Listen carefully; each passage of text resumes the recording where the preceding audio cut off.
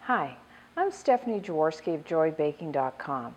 Today we're going to make a bread pudding, which is a great way to use leftover stale bread.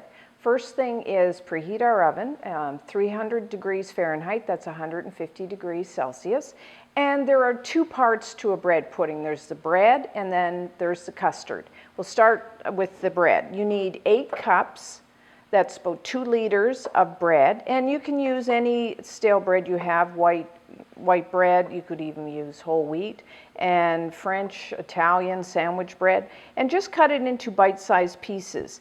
Now you can leave the crusts on or you can take them off. Just keep in mind if you leave the crusts on, your bread pudding will be a little more chewy than if you take them off.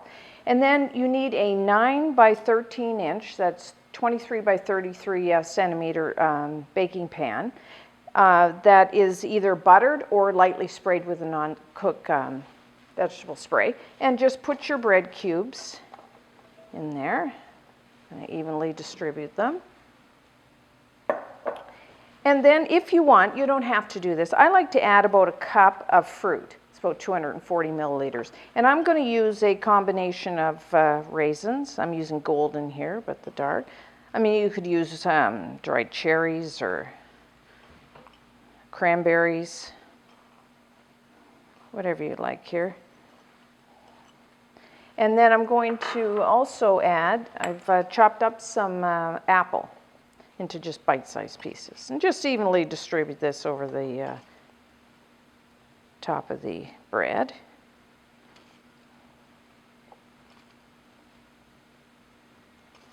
And some people like to add chunks of chocolate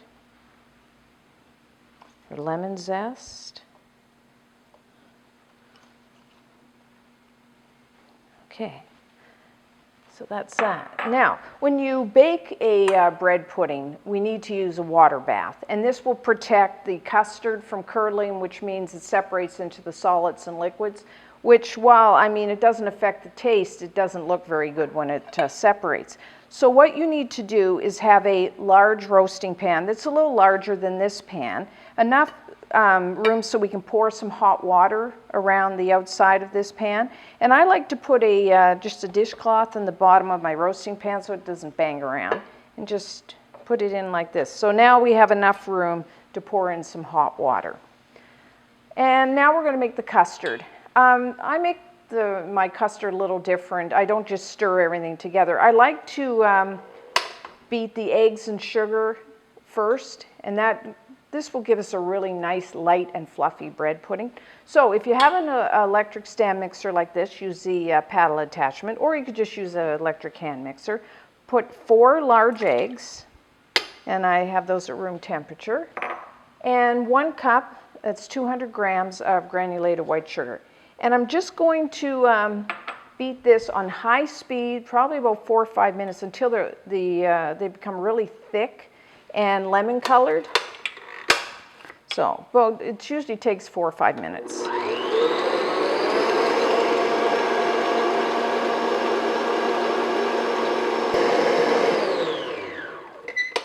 Okay, we're done. So this is what you're looking for. Lemon colored, very nice and thick.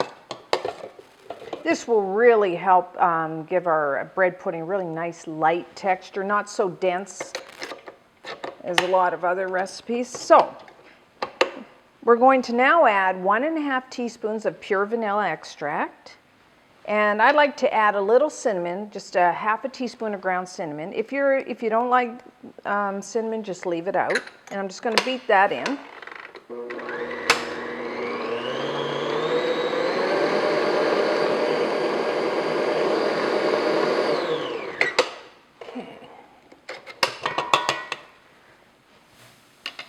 All that's left is to add the milk or cream. Now we need 4 cups, which is about 1 liter.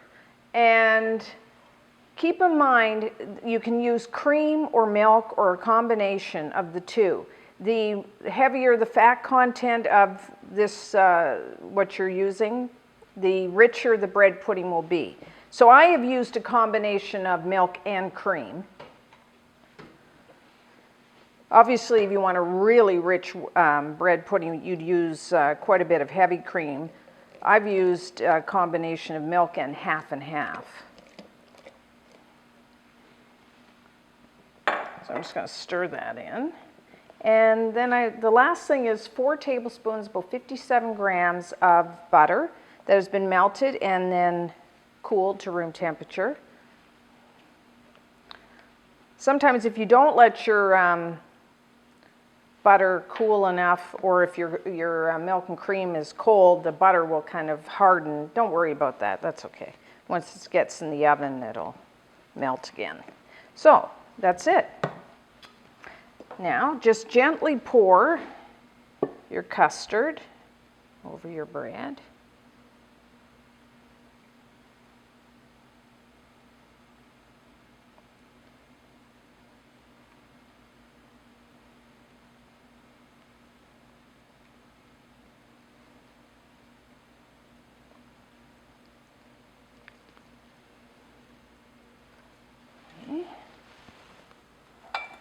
And then with either you can use your hands or I'm going to use a spatula, just press down to make sure you want to get all that bread covered in that nice custard. Now, if your bread was really stale, you could let this sit for half an hour before baking. And that way the bread will soak up the custard, especially if your bread is quite stale. It takes a while for the custard to soak in. Mine wasn't, it was just maybe a day old, so it's not that stale. So I can bake it right away. Now just press.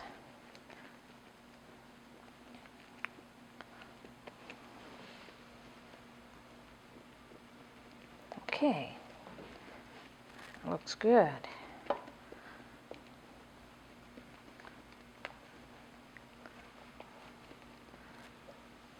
Now, what we need to do is pour in either hot from your tap, or if you have a kettle, boiling water. And what you want is enough water to come up about halfway up the side of our baking pan.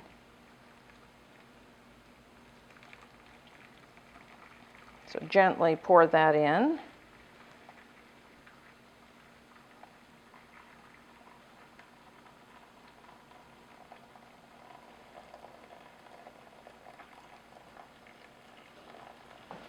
Okay.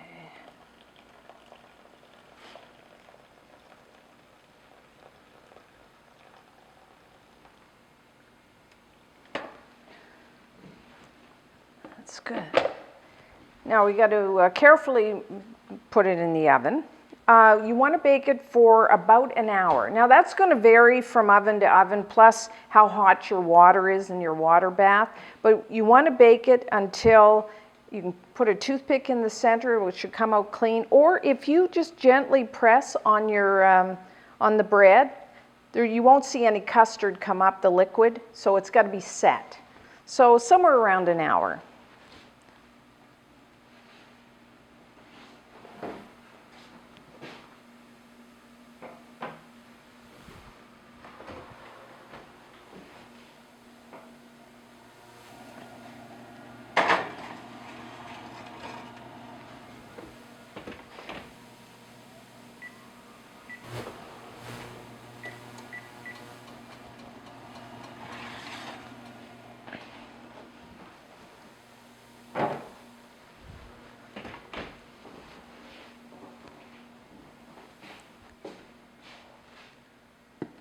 Okay, our bread pudding is done. As you can see, when you press it, it's set. If you put a toothpick into the center, it would come out clean. And then we need to get it out of the water bath so it doesn't keep cooking. So just very gently and carefully, you don't want to burn yourself because that water is quite hot.